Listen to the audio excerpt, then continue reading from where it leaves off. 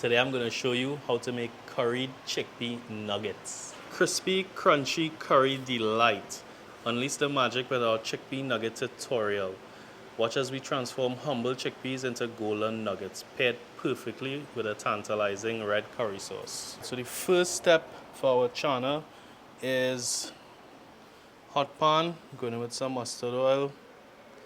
If you don't have mustard oil, feel free to use coconut oil. I mean, if you absolutely need to, I guess you could use vegetable oil, but I just personally don't like the flavor, the residual oil that's left on top of your food with vegetable oil. So a good way to tell if your oil is hot is how fast it moves in the pot. So this is telling me my oil is hot and ready to go.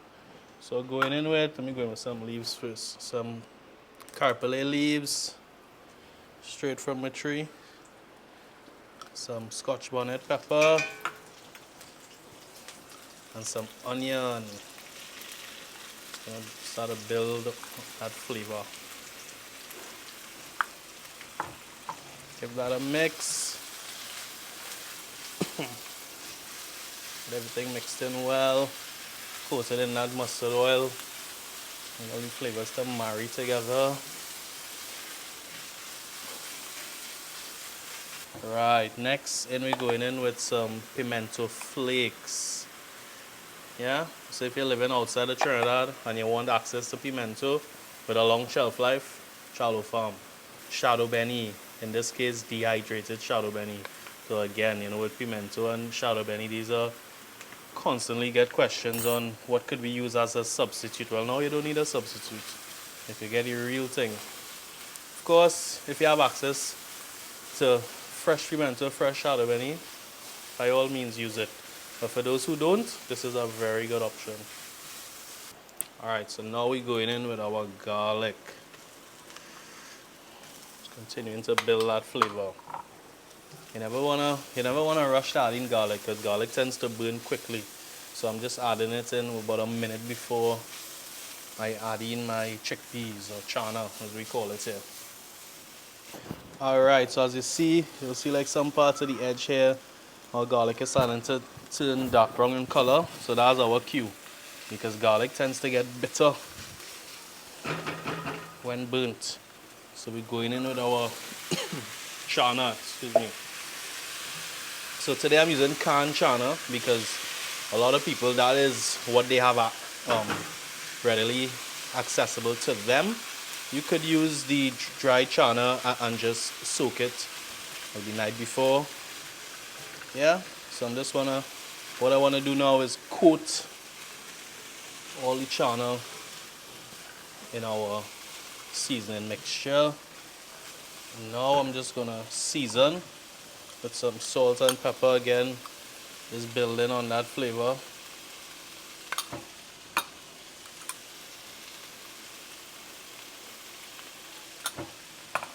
Yeah, give this a good mix. Right, so now we're gonna switch off and go to the next step. So the next step in our process is to process the Channa. So straight into the food processor we go. You could mash it with a masher, but I mean, processor just makes this a lot easier. We're going in with some sweet potato. Now the sweet potato will do a couple of things. It'll add flavor, it'll add a little sweetness, if I could get it out. It'll act as a binding agent for our Channa, and it's good for you. So right, so we want to break this down to a fine and even consistency. Yeah, so as a little tip, if your mixture is giving a little problems to mix, you can just add in just a little, you can just drizzle a little oil at a time, and that should help. Ideally, I should have mixed this probably in two. Alright, so let's check our Channa. So you can see, it's ground down. Alright, so what we're gonna do now is transfer it to this plate. and place it in the refrigerator just to cool down, come down to room temperature before we work it and transform them into our nuggets. Gonna make the sauce for it now. So I have a hot pot over medium to high heat. Just going in with my mustard oil. If you don't have mustard oil, coconut oil is an excellent substitute. But I just love mustard oil in all of my curry dishes because, as you know, curry powders, well, most of them have mustard seeds in it. Just pair very well together. Right, once that's hot, go in with some freshly picked Caripulee leaves, some Methi seeds or Fenugreek seeds. We call it Methi seeds in Trinidad here. Some whole Cumin seeds or Geera seeds as we call it. So we want to allow these seeds to open up, begin to release their flavor throughout the oil, marry with the Caripulee. Next, we're going in with some onion, Scotch bonnet pepper. Of course, that's up to you. If you're not a pepper fan, you don't have to add it. Give this a good mix. Just dropping the heat down to low. You always want to monitor your heat. Okay? You don't want to burn. You don't want to burn the food. Alright, so I'm just gonna let this go for about 60 to 90 seconds, just to allow the onions to become translucent in color and allow all the ingredients to marry and come together. Well, the next stage here, our onion is starting to turn a little translucent, starting to get darker in color, so that's our cue to continue to build flavor. Next is our dehydrated pimentos. People, if you don't have access to fresh pimentos, this is your best bet. You know, of course, fresh is always best, but if you do have access to it or you know, it's not readily available to you, check out Chalo Farms. Alright. Give this a mix to incorporate our pimento flakes. Then we're going in with some garlic now and some ginger. Building flavor. Alright, so while our garlic and ginger marries with the rest of our ingredients, we're gonna mix or hydrate our curry powder. Now remember, curry is a dehydrated product, so it's always best to hydrate it. And today we're using a locally made, locally produced curry powder from Golden Roots. Try this out a couple times, love it. So we're just gonna hydrate it in some water, just to allow it to bloom, open up its flavor, release its flavor. Curry is something, if not cooked properly, if not allowed to hydrate properly, could get you very sick. So you wanna always hydrate and cook your curry properly, thoroughly. So straight into the pot we go in. Alright, just cleaning the container. You wanna get all that curry goodness in there. So I raise my heat to high. I'm just mixing in all my ingredients now. And what we wanna do now is let this mixture reduce down to a thick curry paste before we add in the rest of our ingredients. Alright, so now, as you can see here, our curry mixture has come down to a thick paste, starting to burn on the sides, but that's alright. We're gonna deglaze now. Nice thick paste, lovely. So now we're gonna continue to add ingredients and build on flavor. So we're going in with some thick coconut milk.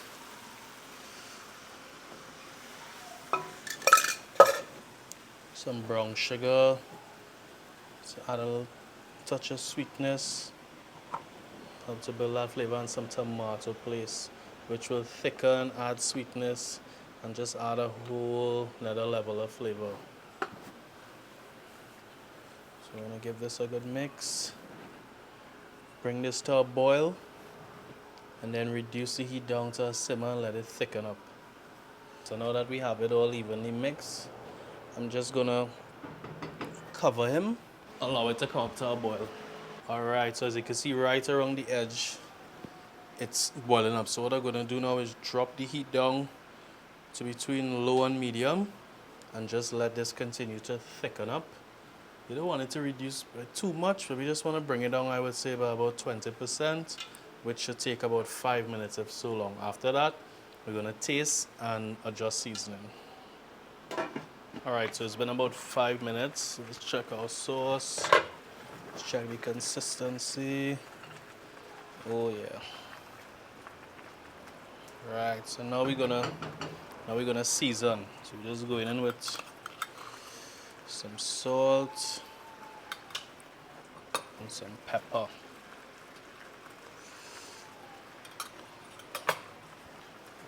Alright, give that a good mix.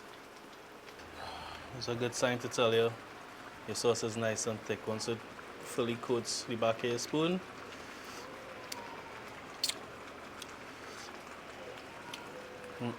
oh yeah, get the sweetness from the tomato paste, the richness of the curry, coconut milk.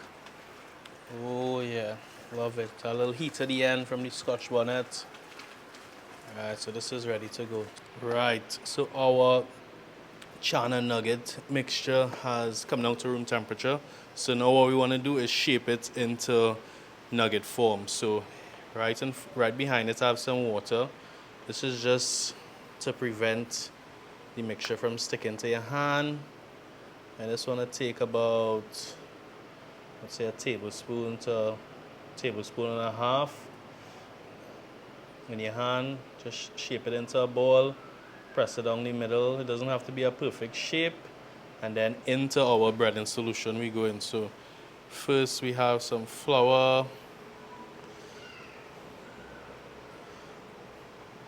Then we have some egg wash. And lastly, some seasoned breadcrumbs. Just a light coating. This will help to give the nuggets, it's, that classic nugget look, shape and feel in terms of how it looks, the shape, and of course the texture. When you're a kid or you're buying nuggets for your kids, is that crunchy texture on the outside. So we're just going in again. Flour first. This will help the egg mixture to hold on to your nugget. Going into our egg mixture. Of course, if you can't eat eggs, you can leave this part out. You could honestly just bread this with seasoned breadcrumbs or seasoned flour or regular plain flour. Today just decided to use all three, but you don't have to. Alright, so now it's time to fry our Channa nuggets. So as you can see, the temperature of our oil is set at 350 degrees Fahrenheit. Here, we're not going to fry it for too long. All we want to do is essentially give our nuggets some color. Let me pick up the plate. Now, when you drop it in the oil, it may stick to the bottom at the beginning, but don't worry, it will eventually float up. And if not, you could just help it out with your utensil. Alright, I prefer to fry it in oil where it's totally submerged, so at least that way you don't really have to worry about flipping it, and also a higher sided pot prevents mess. Alright, so let me just raise one up to show y'all. I don't really want to play around with it too much, so you can see already developing color. Have not flipped it, haven't done anything to them. Very simple recipe to follow. So we're just gonna leave them in, I would say about anywhere between 2 and 4 minutes, just until they get that classic quintessential golden brown color. Alright, so I'm just flipping them. Again, these are fully submerged, but as they continue to cook, as I said earlier, they will float to the top, which they have. So I just want to flip them just to ensure even coloration and cooking throughout. Again, this doesn't have long again. This probably has about 10-20 seconds again. So now it's time to take out our bad boys. Have a look.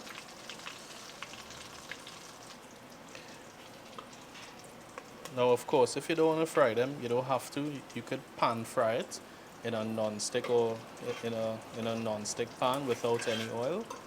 But the added texture really helps. All right, y'all. So we've come to the end. So take a look at our sauce. Look at that. Look at that color. Look at how nice and thick it's become. It's very a lot of earthy tones, very warm, very Moorish. I think that's the best way I could describe this sauce. And take a look at our nuggets. Crunchy. Not too sure if you could hear that. Crunchy on the outside, nice and soft and tender on the inside. So the only thing to do now is to plate up. So here, just have some rice. I mean, it's really up to you what you want to eat this with. You could eat this with some naan, regular roti. So it's really up to you. Let's get some rice here. And also what you could do, you could submerge your nuggets directly into your sauce. Or, like what I'm gonna do now is I'm gonna place my nuggets. Just go with like 3. And then I'm gonna just drizzle the sauce directly over it. So it's really up to you what you wanna do. Oh, look at that. Just some more.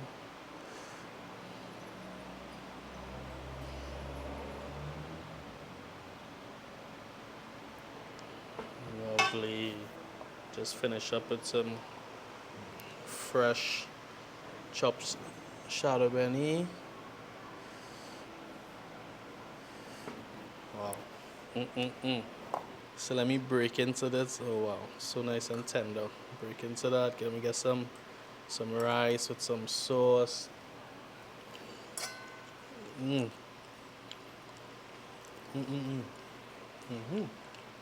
yeah. First thing hitting is the sauce. Creamy from the coconut milk and the tomato paste. Good balance of flavor. Sweet, savory. The nugget, crunchy on the outside, soft and creamy on the inside. Wow. Oh my god, this tastes so good. You'll have to try this one. Have to try this one. Be sure to send us any pics, videos when you do try it. Also, let us know if you have a variation. As always, thank you guys so much for watching. Thank you. Bye.